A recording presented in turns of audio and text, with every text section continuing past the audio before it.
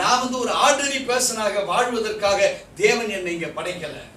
ஒரு சின்ன தாட், நான் சாதாரணமா உருவாக்கப்படல இந்த உலகத்துக்காக. என்னுடைய உருவாக்கம் டோட்டலி டிஃபரண்ட் ஃபார் கிரைஸ்ட்.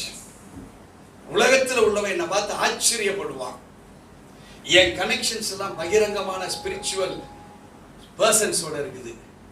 என்னுடைய தொடர்புகள்லாம் நல்ல ரிச் பீப்புள், ராயல் பீப்புள், அறிவாளிகள், ஞானிகளோடு கூட இருக்குன்னு உங்க சிந்தனையை தூண்டி நீங்க நினைக்க ஆரம்பிங்க.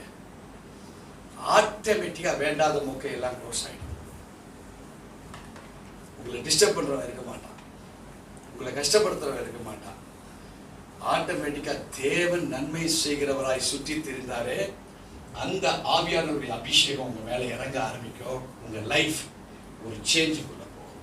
உங்களுடைய வாழ்வில் சிந்திக்கக்கூடிய ஒவ்வொரு சிந்தைகளும் அது பிரயோஜனத்துக்கு என்று தேவன் என்னை சிந்திக்கிற வல்லமையை கொடுத்திருக்காருன்னு உங்க மைண்டை ரெஃப்ரெஷ் பண்ணிக்கிட்டே இருங்க.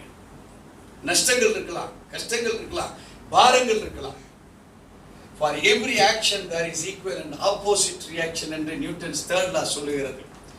ஒரு பரிமாணமே, ஒரு உலக இயற்கையின் சட்டங்களே அப்படி சொல்லுமானால், தேவனுடைய வார்த்தை இதை காட்டிலும் அபூர்வமானது.